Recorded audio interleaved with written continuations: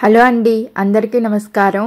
ఈరోజు వీడియోలో గోరింటాకు ఎర్రగా పండాలంటే ఏం చేయాలి అన్న విషయాలని చూద్దాము. అలాగే ఎటువంటి టిప్స్ వాడితే గోరింటాకు ఎర్రగా పండుతుందో ఆ విషయాలన్నీ ఈ వీడియోలో తెలుసుకుందామండి.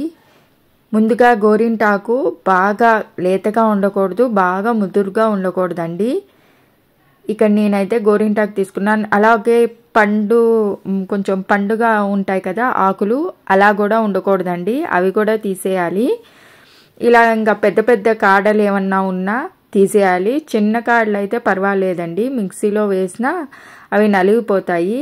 ఇలా పెద్ద పెద్ద కాళ్ళు ఉంటే మాత్రం తీసేయండి. ఇలాగ అంతా పెద్ద కాళ్ళు ఉన్నాయి అన్నీ తీసేసి ముందుగా గోరింటాకు క్లీన్ చేసుకోవాలండి. ఇక్కడ నేనైతే వీడియోలో క్లీన్ చేశానండి, చూసారు కదా ఎలా క్లీన్ చేసుకున్నానో. ఇప్పుడు అసలైన టిప్ చూద్దాము.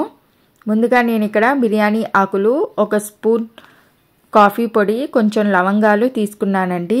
బిర్యానీ ఆకులు కొంచెం పెద్దవైతే ఇలా ముక్కల కింద కట్ చేసి వేసుకోవాలి.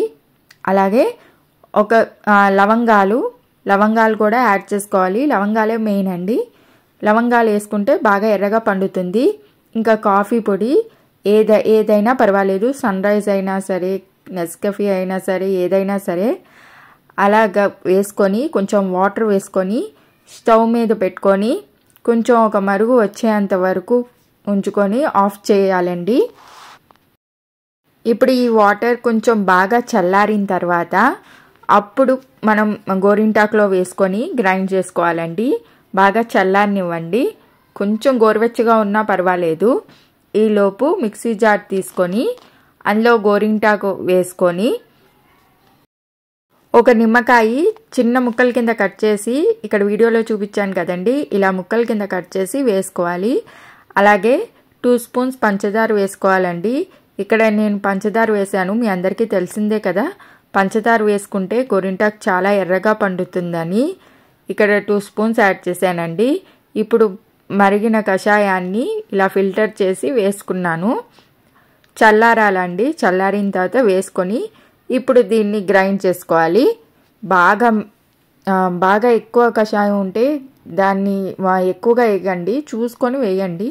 మరీ మెత్తగా ఉంటే జార్ కింద అయిపోయి అది మనకు పెట్టుకునేటప్పుడు నీళ్ళ కింద చెయ్యి నిండా అయిపోతుంది. కాబట్టి అక్కడ చూసుకొని గ్రైండ్ చేసుకోండి. ఇక్కడ నేనైతే ఇలా పెట్టుకున్నానండి, వీడియోలో చూపించిన విధంగా. నేనైతే 2 అవర్స్ ఉంచుకున్నానండి. 2 అవర్స్కి ఇలా నాకు బాగా ఎండిపోయిందనమాట. ఇంకా ఇప్పుడు ఫోర్క్ యూస్ చేసి మొత్తం తీసేస్తున్నాను. చూడండి వీడియోలో చూసారు కదండి ఎంత బాగా పండిందో, అసలు చాలా బాగా పండింది. ఒకసారి టిప్ ట్రై చేసి చూడండి, చాలా బాగుంది, చాలా బాగా పండింది. ఇది ఒక 10 days వరకు ఉంటుందండి. చూసారు కదండి ఎంత బాగా పండిందో. ఇంకా మీకు బాగా ఎర్రగా పండాలంటే ఇంకో టిప్ ఏం చేస్తారంటే, మీరు గోరింటాకు పెట్టుకునే ముందు ఒక నిమ్మకాయ చెయ్యి నిండా రబ్ చేసి అప్పుడు పెట్టుకోండి. అప్పుడు కూడా గోరింటాకు బాగా పండుతుంది. ఇంకా చెయ్యి వెంటనే తీసిన వెంటనే కడగకుండా కొంచెం ఆయిల్ అప్లై చేసి ఒక 1/2 hour 1 hour ఉంచుకొని తర్వాత వాష్ చేసుకోండి.